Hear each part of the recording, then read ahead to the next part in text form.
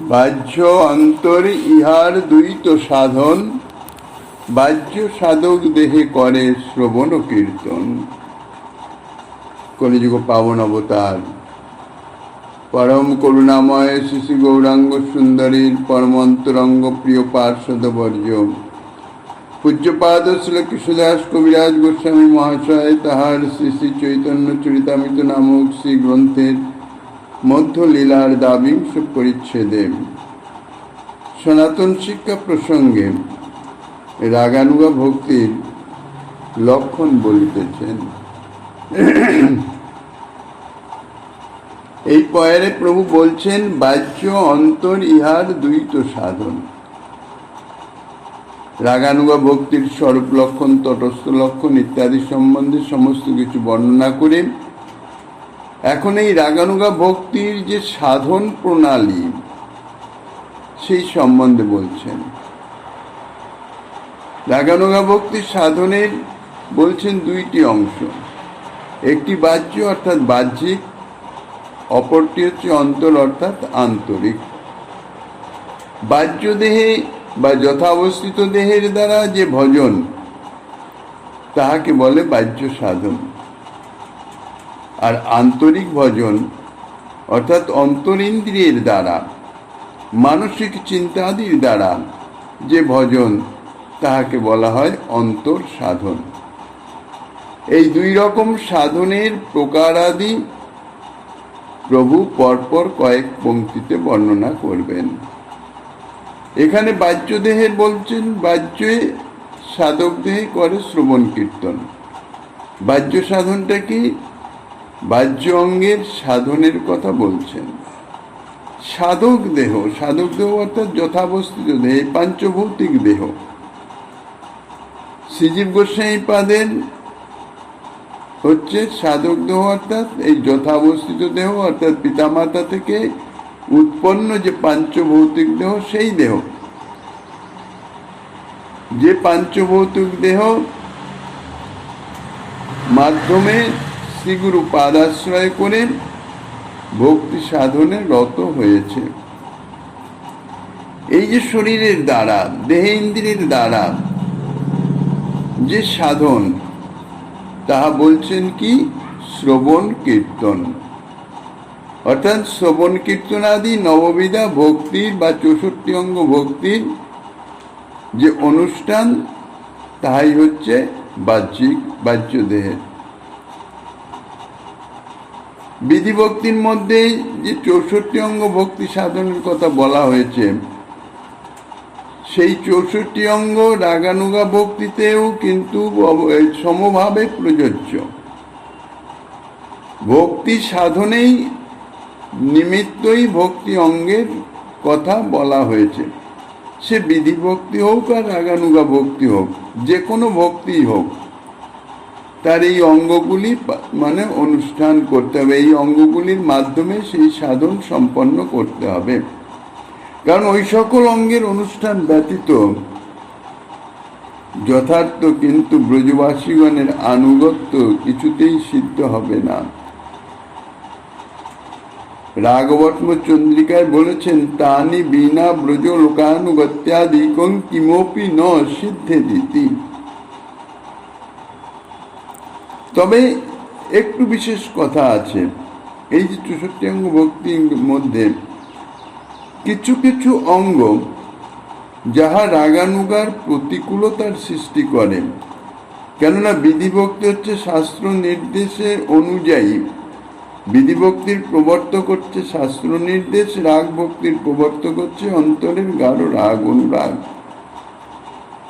এখন প্রবর্তকের তারতম্যের জন্যে ভজন পদ্ধতি ভাবের তারতম্য আছে। এখন ভক্তি অঙ্গ অনুষ্ঠান সাধন তার প্রকৃত উদ্দেশ্য হচ্ছে ভক্তির অনুকূলতা বিধান করা। কেননা প্রতিকূল যদি হয়ে যায়, প্রতিকূল কোনো আচরণ যদি হয়ে যায়, তাহার ফলে ভক্তি নষ্ট হয়ে যাবে। এই জন্য প্রথমেই বলেছেন আনুকূল্য গ্রহণ, প্রতিকূল্য বর্জন। তো এই 64 প্রকার অঙ্গের মধ্যে রাগানুগা ভক্তির যে ভাব, যার মুখ্য উদ্দেশ্য অর্থাৎ প্রবর্তক হচ্ছে অন্তরের গাঢ় অনুরাগ, সেই অনুরাগ বৃদ্ধির ক্ষেত্রে অনুরাগের যদি স্বরূপগত ধর্মের কোনো প্রতিকূলতা এসে উপস্থিত হয়, তখন সেই অঙ্গগুলি ত্যাগ করা অর্থাৎ সেগুলি সাধন না করাই উচিত। তাই বলছেন যে এর মধ্যে যে সকল অঙ্গ রাগানুগার প্রতিকূল, যেমন আবরণ পূজা, দ্বারকা ধ্যান ইত্যাদি, ব্রজ প্রেম সাধনায়, ব্রজভক্তি সাধনায় ইহা সর্বথা পরিত্যাজ্য। সেই সমস্ত অঙ্গকে বাদ দিতে হবে যা প্রতিকূল। শ্রবণত কীর্তনাদীনি বৈদি ভক্তু দিতা নিতু জন্যঙ্গানি চ তন্নত্র বিজ্ঞানী মনীষীভি।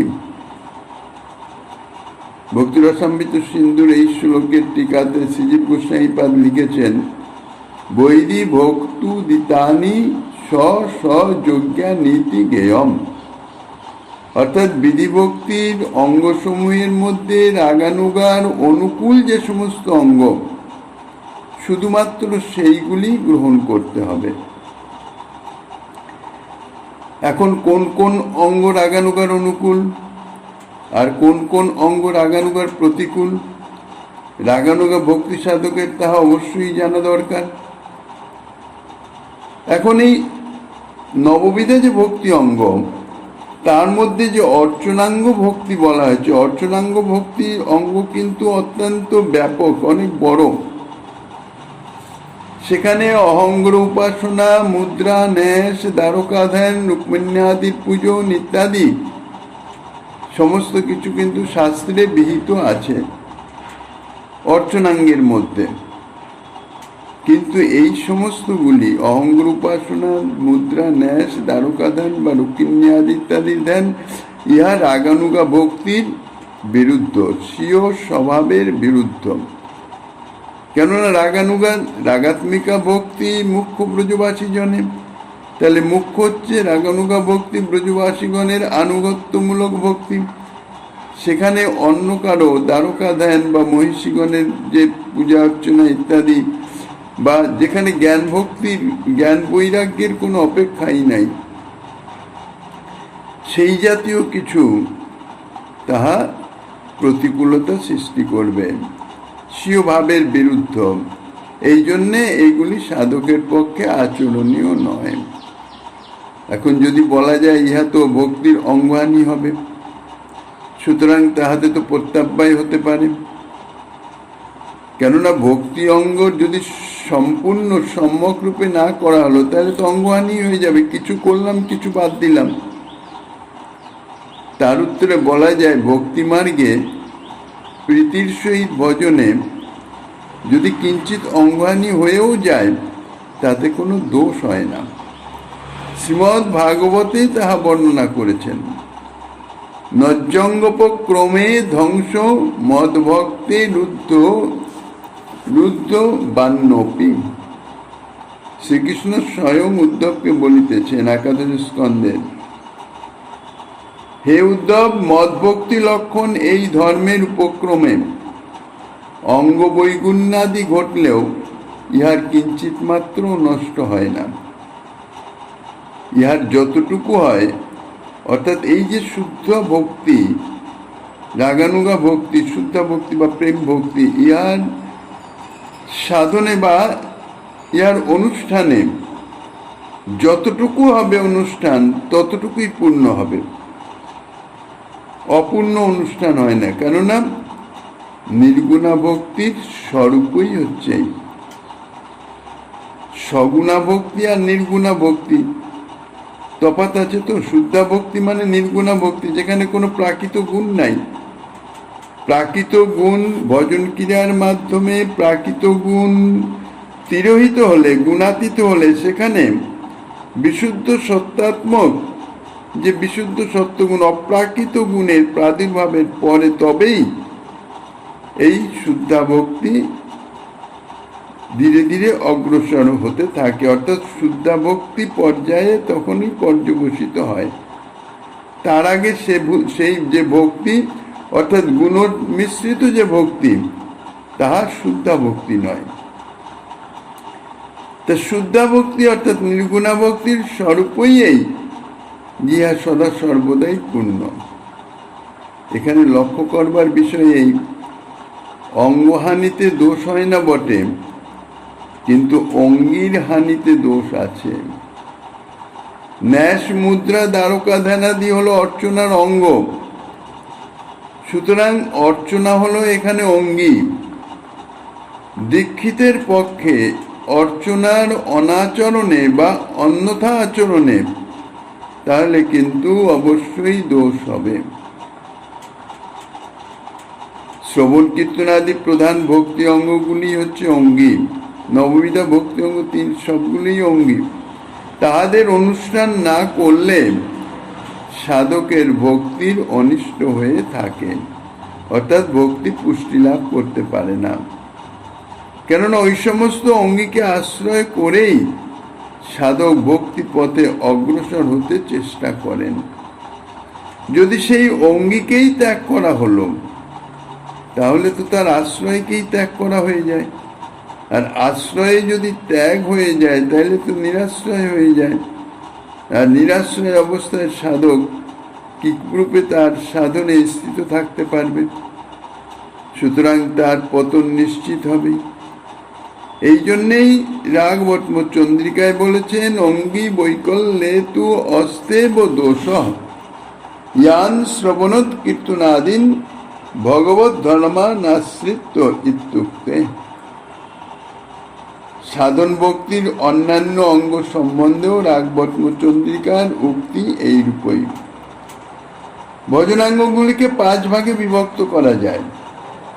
সাভিষ্ট ভাবময়, সাভিষ্ট ভাব সম্বন্ধী, সাভিষ্ট ভাবের অনুকূল, সাভিষ্ট ভাবের অবিরুদ্ধ এবং সাভিষ্ট ভাবের বিরুদ্ধ। দাস্য সখ্যাদি এবং ব্রজে বাস, এই সমস্ত হচ্ছে ভজনাঙ্গ। এগুলো হচ্ছে সাভিষ্টময়।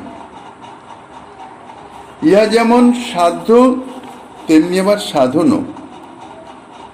গুরু পাদাশ্রয়, গুরু সেবা, জপ, ধ্যান, স্বীয় ভাবচিত নামরূপ গুণলীলাদির শ্রবণ কীর্তন ইত্যাদি নববিধা ভক্তি, একাদশী ব্রত, কার্তিকাদি ব্রত, ভগবান নিবেদিত নির্মাল্য, তুলসী গন্ধ, চন্দন, মাল্য, বসনাদি ধারণ ইত্যাদি ভজনাঙ্গগুলি, এগুলি হচ্ছে সমস্ত সাভিষ্টা ভাব সম্বন্ধনীয়।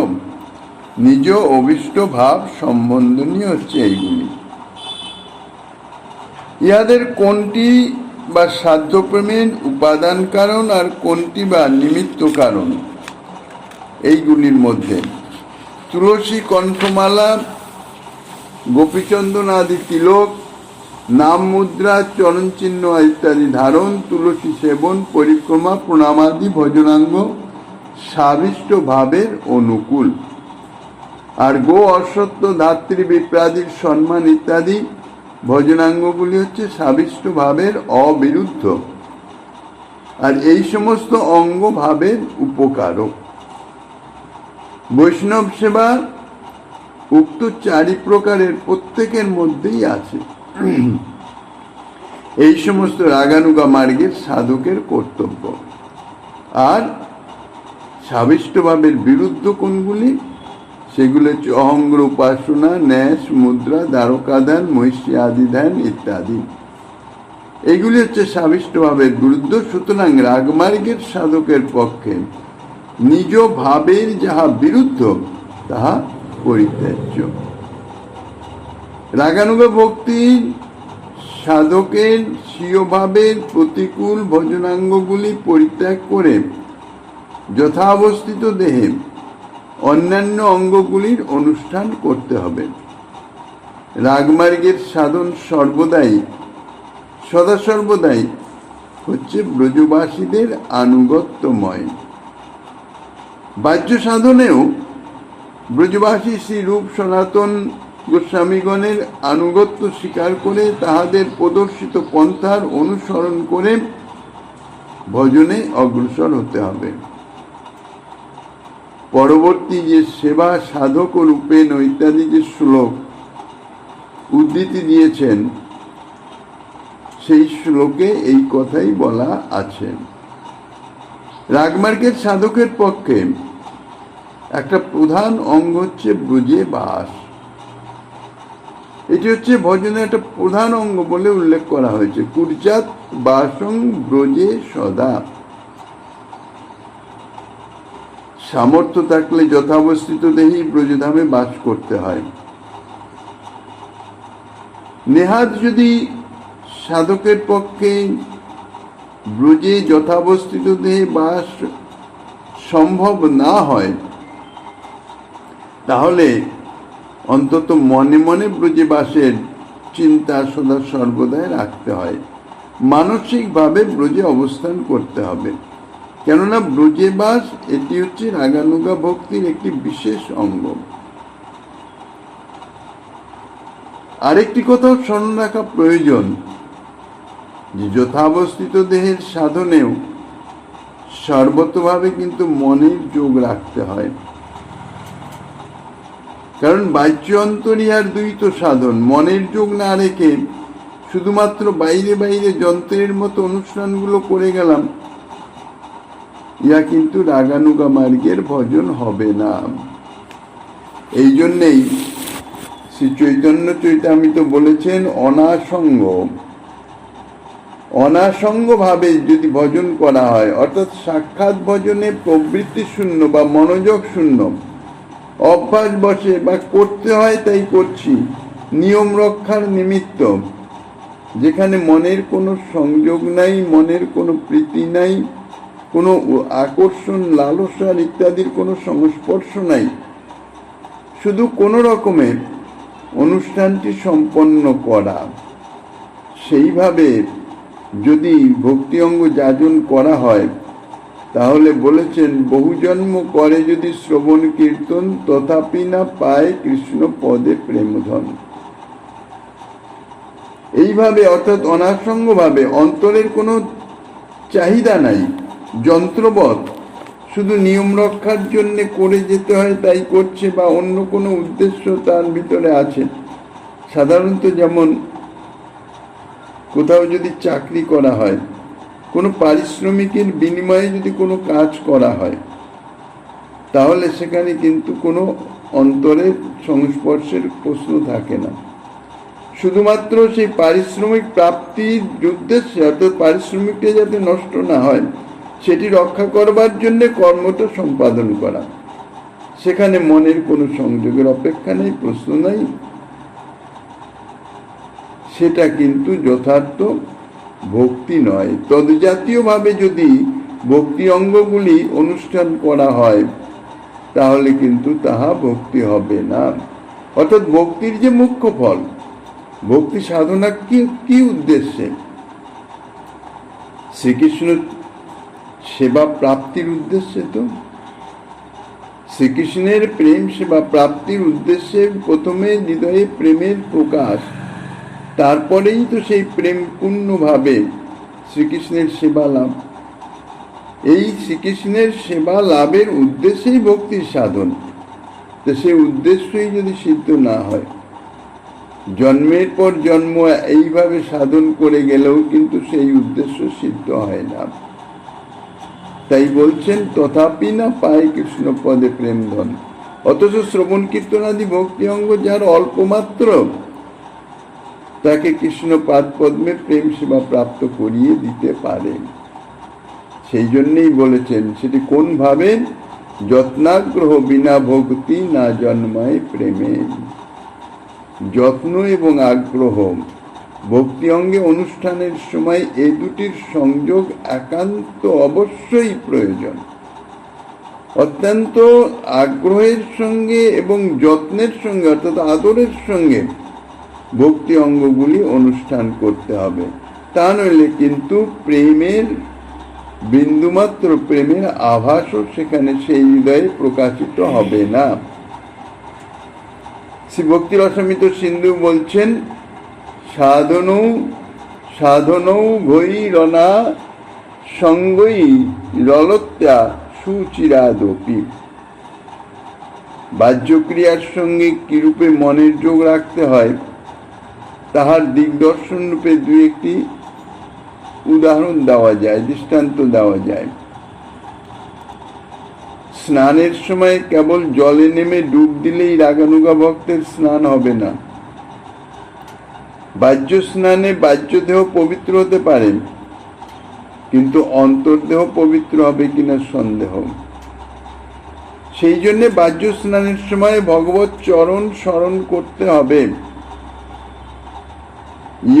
স্মরেত পুণ্ডরিকাক্ষং সবাহ্য অভ্যন্তর শুচি। অর্থাৎ ভগবানের সঙ্গে ভগবত স্মরণের ফলেই তার বাহ্য এবং অন্তর উভয়ের শুদ্ধি হবে, শুচি হবে। শুধুমাত্র জলের দ্বারা বাহ্য দেহকে স্নাত করলেই তাতে অন্তর্দেহ শুদ্ধ হবে না। অন্তর্দেহ শুদ্ধ হবে ভগবত স্মরণে। কাজে ভগবত স্মরণটি যেন বিদ্যমান থাকে। বাহ্য দেহের স্নানের সঙ্গে সঙ্গে অন্তর্দেহের স্নানের অর্থাৎ সুচিতার নিমিত্ত ভগবত স্মরণটি হচ্ছে কর্তব্য। যেমন তিলক ধারণ করা হলো, তিলক ধারণ করা হলো, কিন্তু কেশবায় নম নারায়ণ নম ইত্যাদি বলে গেলেই মুখে রাগানুগা ভক্তের তিলক হবে না।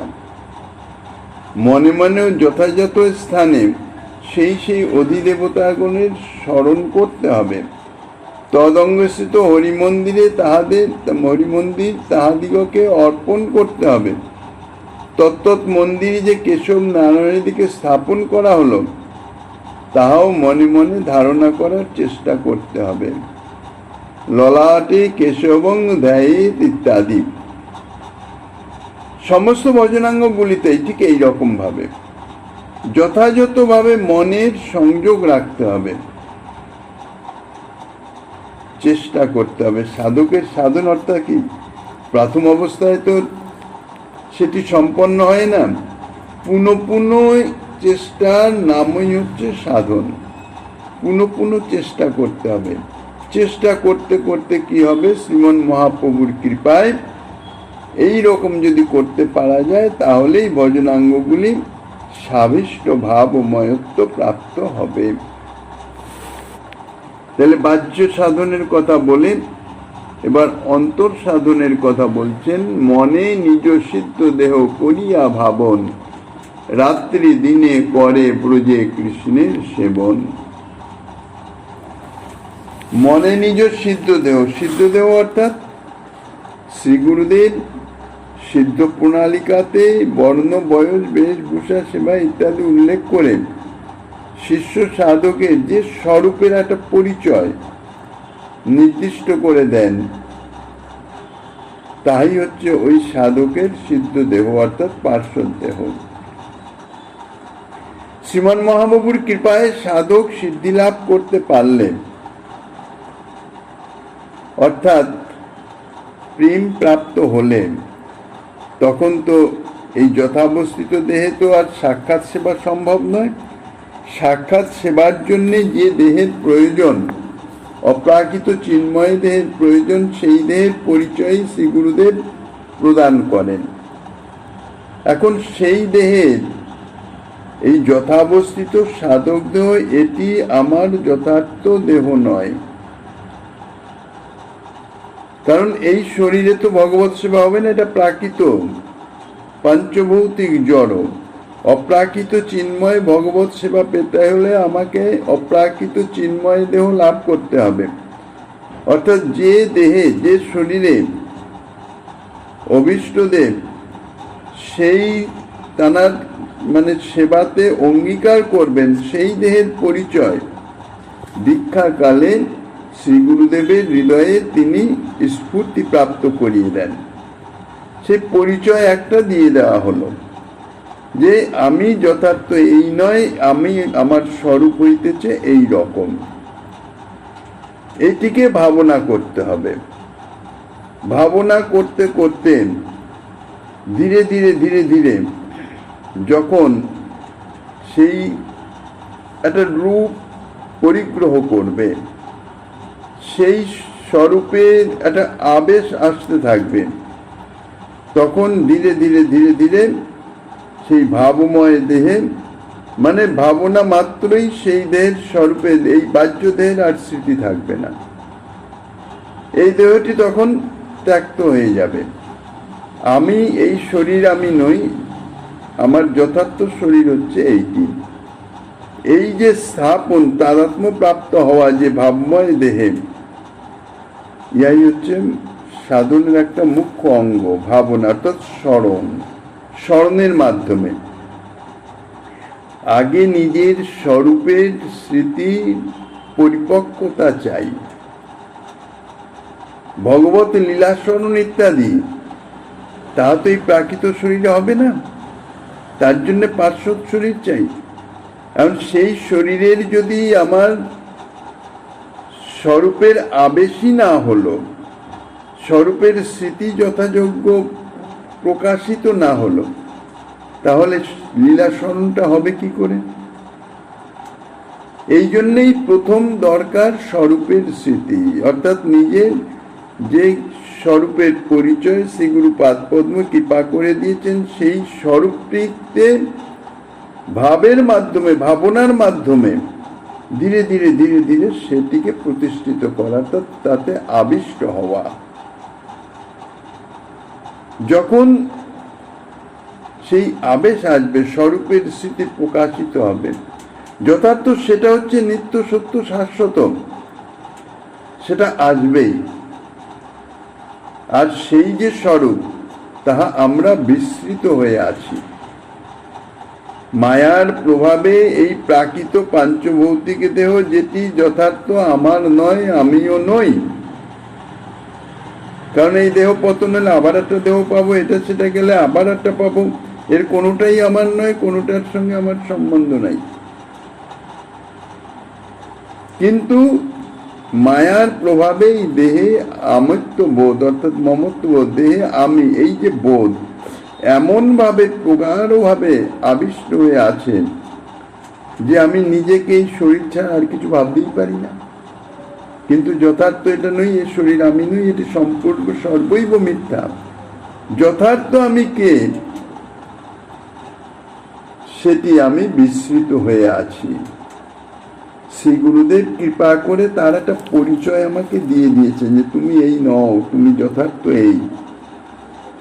এবার সেটি ভাবনার মাধ্যমে তাতে সেই যে স্বরূপটাকে যথাযথ জাগ্রত করা, স্মৃতিতে প্রকাশিত করা, আবেশিত করা, ইহাই হচ্ছে সাধন, ইহাই হচ্ছে ভজন। এবং ইহা গুরু বৈষ্ণবের কৃপার শক্তি সম্বলিত, গুরু বৈষ্ণবের কৃপার মাধ্যমেই, নিজের আন্তরিক নিষ্কপট প্রচেষ্টার মাধ্যমেই সেটি সম্ভব হবে। এখন সেটি যে প্রকাশিত হতে, অর্থাৎ স্বরূপের আবেশ আসতে কত সময় লাগবে, তাহা নির্ভর করে সাধকের পূর্ব জন্মের, অর্থাৎ যে ভজনের যে প্রতিকূলতা, যেগুলি অর্থাৎ শশুক ভোগ বাসনা, বাসনার সংস্কার ইত্যাদির পরিমাণ কত আছে, এবং তার ভজন প্রচেষ্টা কতটা নিষ্কপট এবং কতটা প্রগাঢ়, কতটা উৎকণ্ঠাময়, এইগুলোর উপরে সেটি নির্ভর করে যে কত সময় লাগবে। পূর্ব জন্মে যদি অগ্রসর থাকে তাহলে এই জন্মেই হয়ে যাবে, আর যদি তা না হয় এরকম জন্মের পর জন্ম, জন্মের পর জন্ম চলতেই থাকবে, স্লথ গতিতে চলবে। আর তার মধ্যে যদি কোনো অপরাধ এসে গেল তাহলে তাকে স্থগিত করে দিল, আবার 2-4 জন্ম পরে আবার শুরু হবে, ভক্তি তো নষ্ট হবে না, অগ্রসর তাকে হতেই হবে। শ্রী গুরুপাদ পদ্ম যখন প্রভুর চরণে সমর্পণ করে দিয়েছেন, সেবার স্বরূপ সেবা প্রদান করেছেন এবং একটা স্বরূপ প্রদান করেছেন, এবং এই স্বরূপটি নিত্য সত্য শাশ্বত। জীবের স্বরূপ নিত্য কৃষ্ণদাস, অর্থাৎ এটি হচ্ছে জীবের নিত্য স্বরূপ, ইহা মিথ্যা নয়। অবশ্যই একদিন না একদিন সে প্রাপ্ত হবেই, কিন্তু সেটা কতদিনে, সেটা সাধকের নিজের উপর নির্ভর করছে। তার সাধন প্রণালীর উপর, সাধন প্রচেষ্টার উপর। কিন্তু আগে এই স্বরূপের স্মৃতি জাগরিত, এটি হচ্ছে যোগ্যতা, সেবা প্রাপ্তির যোগ্যতা, বলতে গেলে কি ভক্তি মার্গে প্রবেশের একটা যোগ্যতা।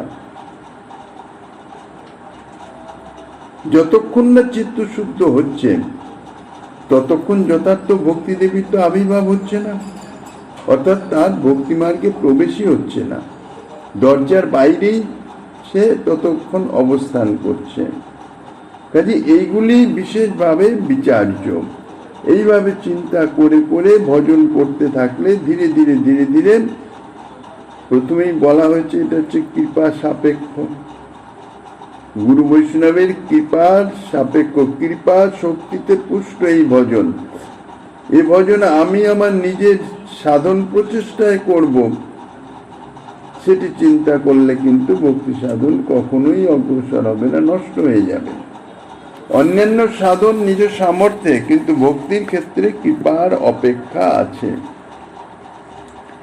তাই এই যে সিদ্ধ দেহ অর্থাৎ ভাবময় দেহ, শ্রী গুরুদেবের প্রদত্ত যে স্বরূপের পরিচয় রূপ যে দেহ, সেই দেহ ভাবনা করতে করতে, যথাযোগ্যভাবে সেই দেহ দ্বারাই ব্রজে ব্রজেন্দ্র নন্দনের সেবা চিন্তা করতে করতে ধীরে ধীরে সেই দেহের একটা রূপ পরিষ্কার হতে থাকবে, তারপরে তাতে আবেশ আসতে থাকবে। এই যে দেহটি, এটাকে এই জন্য বলা হয় অন্তশ্চিন্তিত দেহ, অর্থাৎ অন্তরে অন্তরে চিন্তার মাধ্যমে এই দেহকে জাগরিত করা, অর্থাৎ স্ফূর্তি প্রাপ্ত করা, প্রকাশিত করা। এইভাবে এই দেহে রাত্রি দিনে অর্থাৎ সর্বদা, রাত্রি এবং দিনের যে সময়ে নিজ ভাবচিত ব্রজেন্দ্র নন্দনের যে সেবা করা প্রয়োজন, সেই সময় মানুষে অন্তশ্চিন্তিত দেহে সাধক সেই সেবা করবেন। এই রূপে অষ্টকালীন সেবার কথাই বলা হয়েছে রাত্রি দিনে। সিদ্ধ প্রণালীতে গুরু পরম্পরা ক্রমে সকলেরই সিদ্ধ দেহের একটা বিবরণ আছে। অন্তশ্চিন্তিত সেবাও শ্রী গুরুদেবের সিদ্ধ রূপের এবং শ্রী গুরু পরম্পরা সকলেরই সিদ্ধ স্বরূপের আনুগত্য স্বীকার করে করতে হবে। রাগানুগা মার্গের ভক্তি বা ভজনটাই হচ্ছে আনুগত্যের ভজন, এখানে কোনো স্থানেই স্বাতন্ত্র নাই। রাগানুগা মার্গের আনুগত্য সম্বন্ধে আর কিছু বলার পূর্বে গৌড়ীয় বৈষ্ণবদের ভজনীয় বস্তু সম্বন্ধে একটু আলোচনা করার অপেক্ষা আছে। নচেত আনুগত্যের যে মর্ম এবং আনুগত্যের যে আবশ্যকতা, সেটি উপলব্ধি হবে না, সেটি বোঝা যাবে না।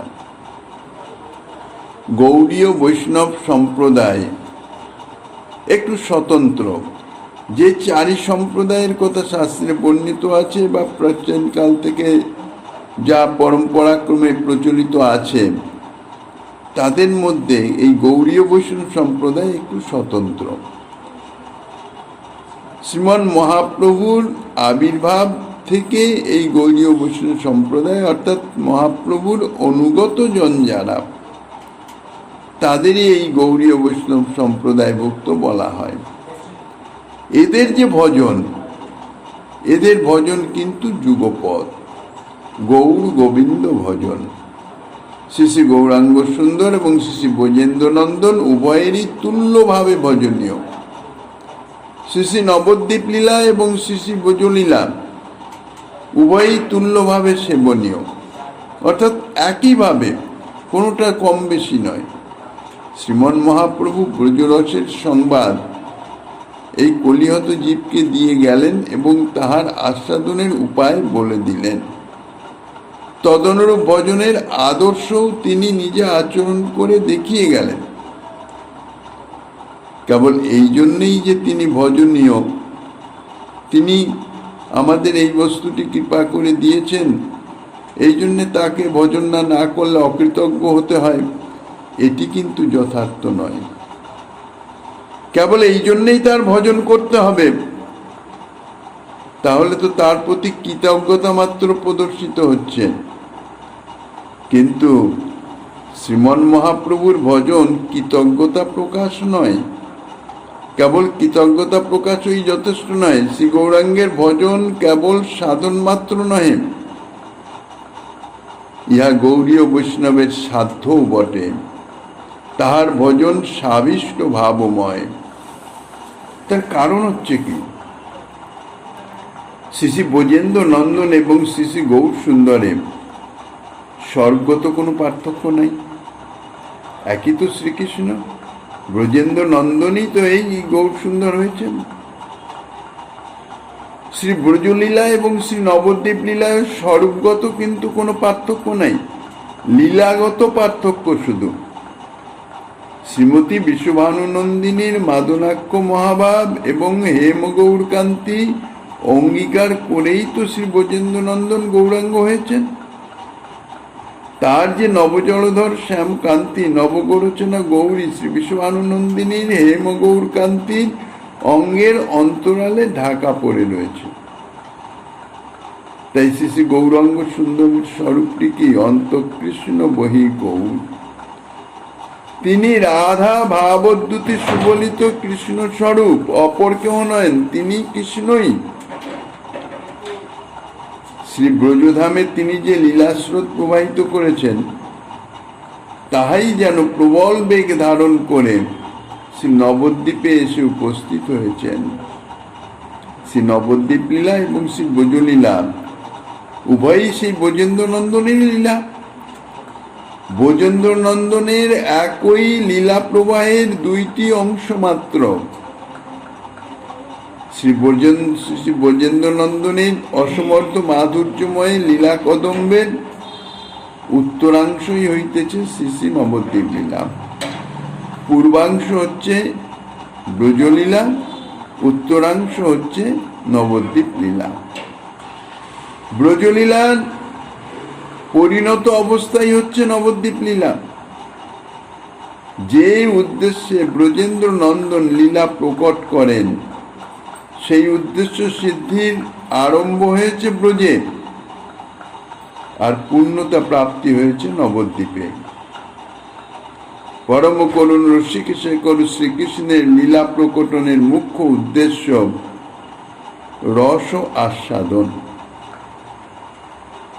এটাই তো লীলার মুখ্য উদ্দেশ্য। আর গৌণ উদ্দেশ্য হচ্ছে কি, রাগমার্গের ভক্তির প্রচার। ব্রজে তিনি অশেষ বিশেষের রস আস্বাদন করেছেন, কিন্তু যতই রস আস্বাদন করুন, সেই রস আস্বাদন কিন্তু পূর্ণতা প্রাপ্ত হতে পারে নাই, পূর্ণতা লাভ করে নাই। তার কারণ ব্রজে তিনি শ্রী রাধিকাদি পরিকর বর্গের প্রেমরস নির্যাস মাত্রই আস্বাদন করছেন, নিজের অসমর্থ মাধুর্য রসটি আস্বাদন করতে সমর্থ হলেন না, সেটি তিনি পারলেন না। তার কারণ ব্রজেন্দ্র নন্দনের যে অসমর্থ মাধুর্য, তাহা আস্বাদন করতে হলে যে বস্তুটির প্রয়োজন, সেটি হচ্ছে মাদনাক্য মহাভাব। সেটি তো ব্রজেন্দ্র নন্দনের কাছে নাই। সেই মাদনাক্য মহাভাব শ্রীমতী বিশ্বভানুনন্দিনীর, তানার ধন। কাজেই শ্রীকৃষ্ণ মাধুর্য আস্বাদনের একমাত্র কারণ যে মাদনাক্য মহাভাব, তাহা শ্রীমতী বিশ্বভানুনন্দিনীর সম্পদ। শ্রীকৃষ্ণের নিকটে তাহা ছিল না। তাই তিনি শ্রীমতীর সেই মাদনাক্য মহাভাব অঙ্গীকার করে শ্রী গৌর রূপে নবদ্বীপে প্রকটিত হলেন নিজ মাধুর্য আস্বাদনের নিমিত্ত। অর্থাৎ ব্রজে যে রসমাধুর্য আস্বাদনের লীলা তিনি শুরু করেছিলেন, ব্রজে তা সমাপ্তি করতে পারলেন না। সমাপ্তি হলো এসে এই নবদ্বীপে। রস আস্বাদনের যে অংশ ব্রজে অপূর্ণ ছিল, নবদ্বীপেই তাহা পূর্ণ হল। সেই সঙ্গে সঙ্গে তার যে করুণা, ব্রজেন্দ্রনন্দন স্বরূপেও করুণার প্রকাশ ছিল, কিন্তু সেই করুণার প্রকাশও বলতে গেলে পূর্ণতা প্রাপ্ত হয়েছে শ্রী গৌরাঙ্গ স্বরূপে। শ্রীকৃষ্ণের নিত্যদাস জীব তার সেবা ভুলে অনাদিকাল থেকেই সংসার দুঃখ ভোগ করিতেছে, সংসার রসে মত্ত হয়ে তাকে ভুলে রয়েছে। অত্যন্ত ক্ষণস্থায়ী বিষয় সুখকেই একমাত্র কাম্যবস্তু বলে সে মনে করে তাহা প্রাপ্তির জন্যে নিরন্তর চেষ্টা করে যাচ্ছে, কিন্তু তাতে তৃপ্তি পাচ্ছে না।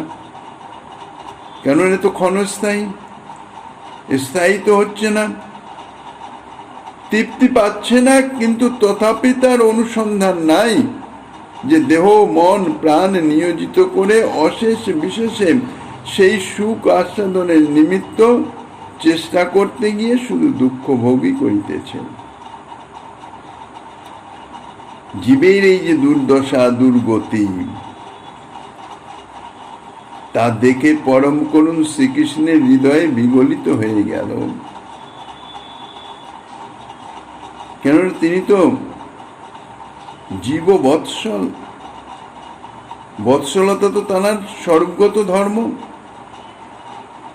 একটা নিত্য শাশ্বত এবং অসমর্থ আনন্দের আদর্শ দেখিয়ে মায়াবদ্ধ জীবের বিষয় সুখের অকিঞ্চিতকরতা দেখাবার জন্য তার ইচ্ছা হলো। কেননা একটা উত্তম বস্তুর যদি প্রাপ্তি না হয়, অর্থাৎ তার যদি অন্তত একটু নিদর্শনও প্রাপ্তি না হয়, তাহলে সেদিকে তো আকর্ষণ আসবে না। ব্রজে তিনি সেটা করে দেখালেন যে দেখো, তোমরা যা নিয়ে আছো ওইটা সর্বোত্তম নয়, ওটা আস্বাদনীয় নয়, ওটা অকিঞ্চিতকর, ওটা দুঃখকর, তোমরা এইটি গ্রহণ করো। ব্রজে তিনি লীলা করে সেটি দেখালেন। অনুগ্রহায় ভগতানাং মানসং দেহমাশ্রিত ভজতে তাদৃশী ক্রীড়া ইহা শ্রুত্বা তৎপর ভবেৎ। ব্রজলীলায় তার নিত্যসিদ্ধ পরিকরদের সঙ্গে তিনি লীলা করে তার সেবায় যে কি অপূর্ব অনির্বচনীয় আনন্দ আছে, সেটা জগতের জীবের সামনে তুলে ধরলেন, জানিয়ে দিলেন। জীবের মানস চক্ষুর সাক্ষাতে তিনি এক পরম লোভনীয় বস্তু উপস্থিত করলেন। কিন্তু সেই বস্তুটি যে পাওয়া যাবে কিভাবে, এটি কিন্তু ব্রজলীলায় তিনি দেখালেন না, দেখাতে পারলেন না। যদিও গীতাতে বলেছেন সূত্রাকারে, মন্মনা ভব মদ্ভক্ত মজ্জাতিমাং নমস্করু, একটা উপায় বলে দিলেন যে এইভাবে তুমি এই বস্তুটি পেতে পারো, উপায়ের উপদেশ দিয়ে গেলেন। কিন্তু উপদেশ তো সর্বদা সর্বক্ষেত্রে কার্যকরী হয় না। একটি সর্বচিত্তাকর্ষক আদর্শের অভাবে সাধারণ জীব ওই উপদেশ কার্যে পরিণত করতে পারলেন না, গ্রহণ করতে পারলেন না। কেননা চোখের সামনে একটা জ্বলন্ত যে আদর্শবাদ দৃষ্টান্ত, তাহা নাই। ব্রজপ্রেম দেওয়ার একমাত্র অধিকার ব্রজেন্দ্রনন্দন শ্রীকৃষ্ণের। তিনি ব্রজপ্রেম দিয়েছেন, সমস্ত কিছু করেছেন ব্রজলীলায়, কিন্তু সীমাবদ্ধ, নিজ পার্শ্বদগণের মধ্যে সীমাবদ্ধ ছিল। পরম কৃষ্ণ শ্রীকৃষ্ণ তাহা দেখলেন যে আমি যেভাবে যা প্রদর্শন করলাম, সম্মুখে ধরে দিলাম, কিন্তু সেটি প্রাপ্তির উপায় সম্বন্ধে যথার্থ এদের সামনে দৃষ্টান্ত স্থাপন করা যায় নাই। এই জন্যে জগতের জীব সে বস্তুটি গ্রহণ করতে অসমর্থ হয়ে গেল। তাই দেখে শ্রীকৃষ্ণের, তিনি তো পরম করুণ, তার করুণার সমুদ্র আরো উদ্বেলিত হয়ে উঠল। তিনি মনে মনে সংকল্প করলেন, আপনি আচরি ভক্তি শিখামু সভায়, আপনে না কইলে ধর্ম শিখানো না যায়। যদি কাউকে কোনো বিষয়ে যদি যথার্থ শিক্ষা প্রদান করতে হয়, তার জীবনে যদি সেই জিনিস প্রকাশিত করতে হয়, তাহলে তাকে শুধু মুখের উপদেশে সেটি ক্রিয়া করবে না, কাজ হবে না। তার নিজে সেটি আচরণ করে দেখিয়ে দিতে হবে, যাকে বলা হয় হাতে কলমে শিক্ষা দেওয়া। শুধুমাত্র মৌখিক কথায় শিক্ষা আর হাতে কলমে শিক্ষা, দুটোর মধ্যে তফাৎ আছে। নিজে আচরণ করে যে শিক্ষা, এটা দৃষ্টান্ত স্থাপন করা, সেটি করলে যত তাড়াতাড়ি গ্রহণ করবে। শুধু মুখে মুখে বলে গেলাম, উপদেশ শুনলাম, সেটি তত গ্রহণযোগ্য হয় না। তাই তিনি মনে মনে সংকল্প করলেন, ব্রজলীলায় আমি তো উপদেশের মাধ্যমে বা আমার নিজে নিজে লীলা করে দেখিয়ে দিয়েছি, কিন্তু এটা সর্বথা গ্রহণযোগ্য হয় নাই। কিভাবে এই সেবা প্রাপ্ত হওয়া যায়, সেটি আমি নিজে আচরণ করে দেখিয়ে দেব। তাই নবদ্বীপ লীলায় ভক্তভাব অঙ্গীকার করে তিনি নিজে ব্রজরস আস্বাদনের উপায় স্বরূপ ভজনাঙ্গগুলির অনুষ্ঠান নিজে করে তার পরিকরভুক্ত গোস্বামীগণের দ্বারাও অনুষ্ঠান করালেন। তাহাতে জীব ভজনের একটা আদর্শ পেল, একটা জাজ্জল্যমান দৃষ্টান্ত পেল। ব্রজলীলায় যে লোভনীয় বস্তুটি তিনি দেখিয়েছিলেন, নবদ্বীপ লীলায় তাহা পাওয়ার উপায়ের একটা আদর্শ তিনি হাতে কলমে দেখিয়ে দিলেন। জীব তা দেখল, দেখে মুগ্ধ হলো, ভজন করতে অন্তরে লালসা জাগল যে না, বস্তুটি আমি চেষ্টা করলে পেলেও পেতে পারি। ইহাই তার করুণার পূর্ণতম অভিব্যক্তি, যেটি ব্রজলীলায় তার করুণা পূর্ণতম রূপে প্রকাশিত হতে পারে নাই। ব্রজলীলায় যে করুণা বিকাশের আরম্ভ হয়েছিল, নবদ্বীপ লীলায় সেই করুণা পূর্ণতা প্রাপ্ত হল। এ সম্বন্ধে গোস্বামীপাদ আরো যাহা কিছু আস্বাদন দিচ্ছেন, শ্রীমান মহাপ্রভু গিরিধারীর কৃপা হলে আগামী দিন আস্বাদনের বাসনা রেখে অদ্যকার শ্রী চৈতন্য কথার এখানেই বিশ্রাম।